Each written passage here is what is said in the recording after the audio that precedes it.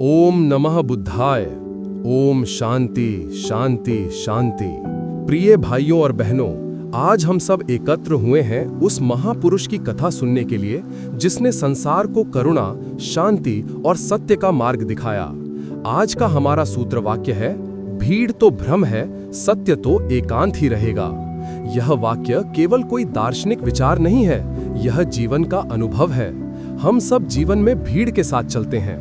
भीड़ जैसा बोलती है वैसा बोलते हैं, भीड़ जैसा सोचती है वैसा सोचते हैं, भीड़ जैसा चाहती है वैसा चाहते हैं। लेकिन प्रश्न यह है, क्या भीड़ हमेशा सत्य तक ले जाती है?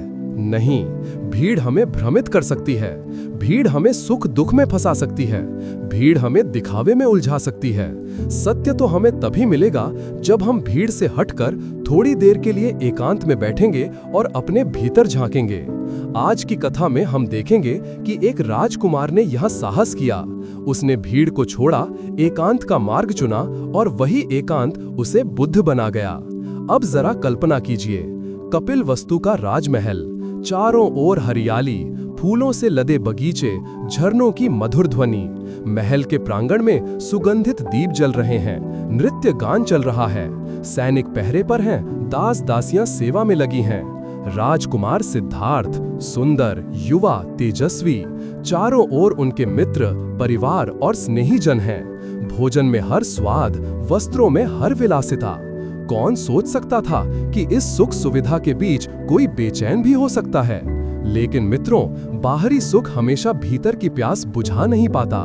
भीड़ का हंसना आपके भीतर की उदासी को मिटा नहीं सकता। और यही हुआ सिद्धार्थ के साथ। जब सब नाच गान में लगे थे, सिद्धार्थ का मन पूछ रहा था, क्या यही जीवन है? खाने पीने और भोग विलास का नाम? क्या इसके परे कुछ नहीं? उनके मित्र समझाते, राजकुमार क्यों चिंता करते हो?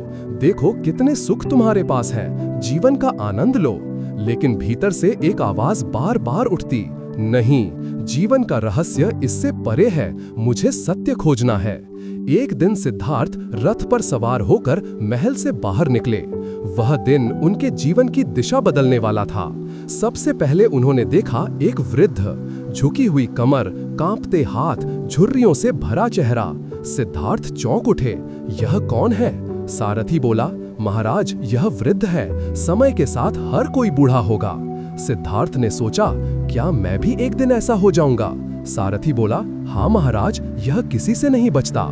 कुछ दूर आगे गए एक बीमार व्यक्ति देखा, शरीर कांप रहा था, पीड़ा से कराह रहा था। सिद्धार्थ ने पूछा, यह क्या है? सारथी बोला, महाराज यह रोग है, कोई भी इससे बच नहीं सकता। सिद्धार्थ का मन कांप उठा।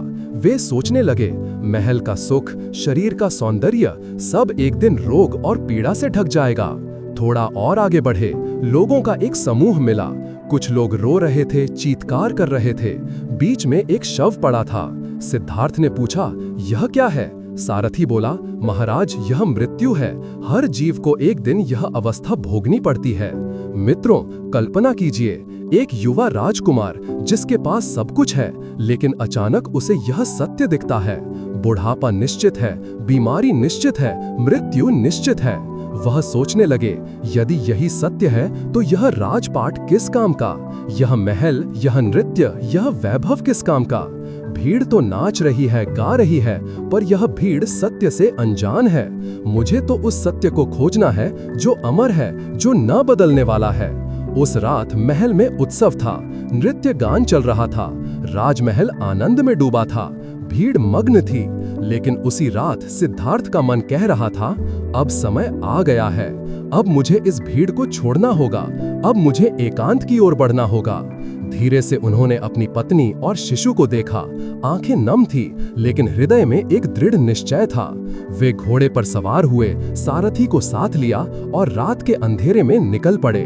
भीड़ ने कहा, राजकुमार पागल हो गया।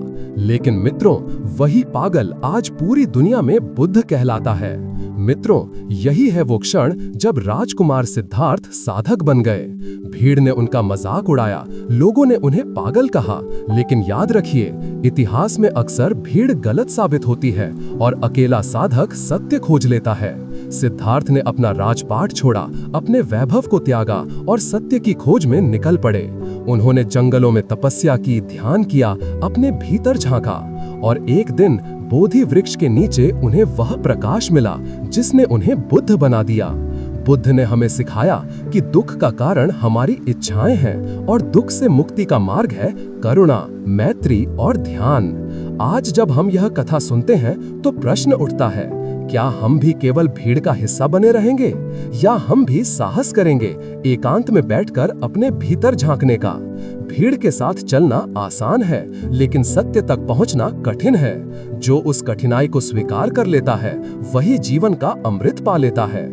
तो आओ मित्रों, इस कथा से हम यह प्रेरणा लें कि हर दिन थोड़ी देर भीड़ से हटकर अपने भीतर की आवाज सुने, क्योंकि वही आवाज हमें हमारे सत्य तक ले जाएगी। ओम शांति शांति शांति।